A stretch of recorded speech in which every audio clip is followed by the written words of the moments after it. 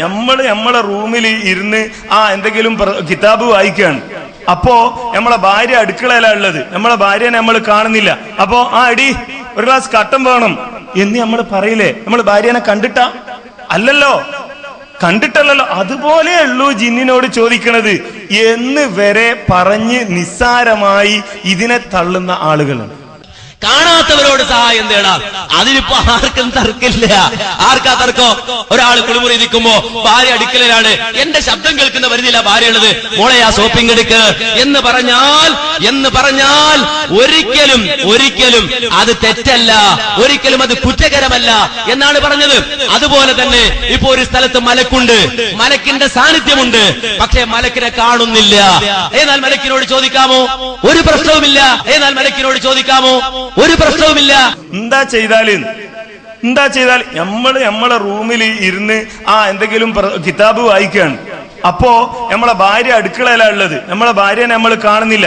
അപ്പോ അടി ഒരു ഗ്ലാസ് കട്ടൻ വേണം എന്ന് നമ്മൾ പറയില്ലേ? നമ്മൾ ഭാര്യനെ കണ്ടിട്ടാ?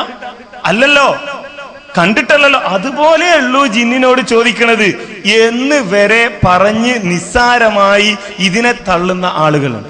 അതിലിപ്പോ ആർക്കും തർക്കില്ല. ആർക്കാ തർക്കം? ഒരാളെ സംബന്ധിച്ചിടത്തോളം ലളിതമായി പറഞ്ഞു തരാം.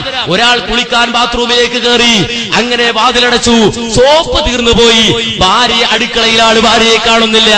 ആ ഭാര്യ വിളിച്ച് സോപ്പ് എടുക്കൂ എന്ന് പറഞ്ഞാൽ കാണാത്ത ഭാര്യയോട് സഹായം തേടുകയാണ്. പക്ഷെ ഇയാൾക്കറിയാം എന്റെ ശബ്ദം കേൾക്കുന്ന പരിധിയിൽ ആരുണ്ട്? ഭാര്യയുണ്ട്, കണ്ണുകൊണ്ട് കാണുന്നില്ല. അങ്ങനെ കണ്ണുകൊണ്ട് കാണാത്തവരോട് സഹായം തേടാം എന്ന് ഈ ഹദീസിലുണ്ട്. കാണാത്തവരോട് സഹായം തേടാം, അതിലിപ്പോ ആർക്കും തർക്കില്ല. ആർക്കാ തർക്കം?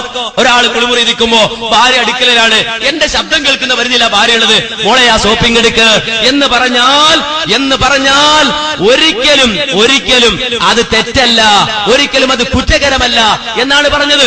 അതുപോലെ ഉള്ളൂ ജിന്നിനോട് ചോദിക്കണത് എന്ന് വരെ പറഞ്ഞ് നിസ്സാരമായി ഇതിനെ തള്ളുന്ന ആളുകളാണ്.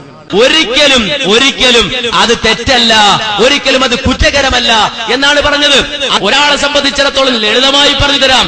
ഒരാൾ കുളിക്കാൻ ബാത്റൂമിലേക്ക് കയറി, അങ്ങനെ വാതിലടച്ചു, സോപ്പ് തീർന്നുപോയി, ഭാര്യ അടുക്കളയിലാണ്, ഭാര്യയെ കാണുന്നില്ല. ആ ഭാര്യ വിളിച്ച് സോപ്പ് എടുക്കൂ എന്ന് പറഞ്ഞാൽ കാണാത്ത ഭാര്യയോട് സഹായം തേടുകയാണ്. പക്ഷെ ഇയാൾക്കറിയാം എന്റെ ശബ്ദം കേൾക്കുന്ന പരിധിയിൽ ആരുണ്ട്? ഭാര്യയുണ്ട്, കണ്ണുകൊണ്ട് കാണുന്നില്ല. അങ്ങനെ കണ്ണുകൊണ്ട് കാണാത്തവരോട് സഹായം തേടാം എന്ന് ഈ ഹദീസിലുണ്ട്.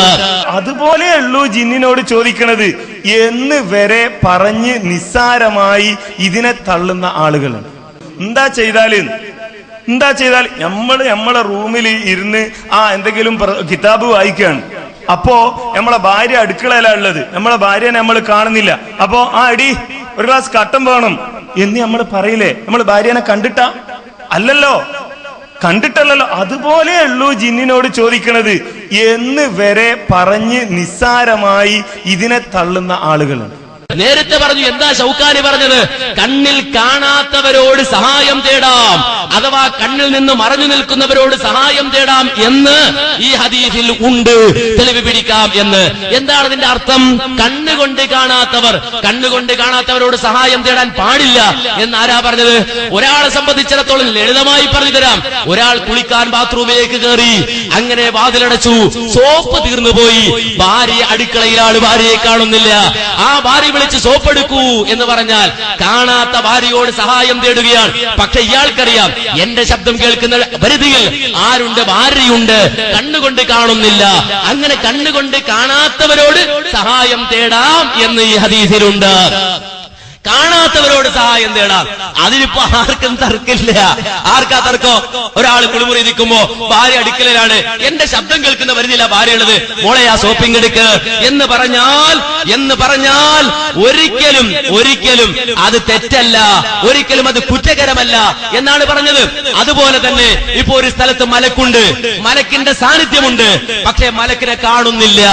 എന്നാൽ മലക്കിനോട് ചോദിക്കാമോ? ഒരു പ്രശ്നവുമില്ല. ഹാജറ ബീവി ആ മക്കയിൽ അകപ്പെട്ടു പോയ ഘട്ടം, ആ അകപ്പെട്ടു പോയ ഘട്ടത്തില് മക്കയിൽ അകപ്പെട്ടു പോയ ഘട്ടത്തിൽ ജിബ്രീൽ വന്നു. ജിബ്രീലിന്റെ ശബ്ദം കേട്ടു. അവിടെ ജിബ്രീൽ ഉണ്ടെന്നറിഞ്ഞു. ആ ഹാജറ ബീവി പറഞ്ഞു, നീ സഹായിക്കുമെങ്കിൽ എന്നെ സഹായിക്ക്, സഹായിക്കുമെങ്കിൽ എന്നെ സഹായിക്ക്. അവിടെ ഒരു ശബ്ദമുണ്ട്, ശബ്ദം കേൾക്കുന്ന പരിധിയിലൊന്നുണ്ട് എന്ന് മനസ്സിലാക്കിയിട്ട് എന്നെ സഹായിക്കുമെങ്കിൽ സഹായിക്കൂ എന്ന് പറഞ്ഞാൽ അത് തെറ്റാണ്, അത് കുറ്റകരമാണ് എന്ന് ഒരാളും പറഞ്ഞിട്ടില്ല, പറയുകയും ഇല്ല. അപ്പൊ കണ്ണുകൊണ്ട് കാണാത്തതിനോട് അതിന്റെ സാന്നിധ്യം ഉറപ്പിച്ച് താൻ കേൾക്കുന്നിടത്ത് അതുണ്ട് എന്ന് മനസ്സിലാക്കിയിട്ട് അവരോട് എന്തെങ്കിലും സഹായം തേടാമോ? അത് തെറ്റല്ല, കുറ്റകരമല്ല എന്ന് കിട്ടും എന്നാണ് ഈ ഹദീസിന്റെ അടിസ്ഥാനത്തിൽ ഷൗക്കാനി പറഞ്ഞിട്ടുള്ളത്. അതുകൊണ്ട് ഞങ്ങളെ സംബന്ധിച്ചിടത്തോളം അതിൽ തർക്കിക്കേണ്ട കാര്യം ഇല്ല, അഭിപ്രായ വ്യത്യാസം ഉണ്ടാകേണ്ട കാര്യമില്ല, അഭിപ്രായ വ്യത്യാസം പറയേണ്ട കാര്യമില്ല.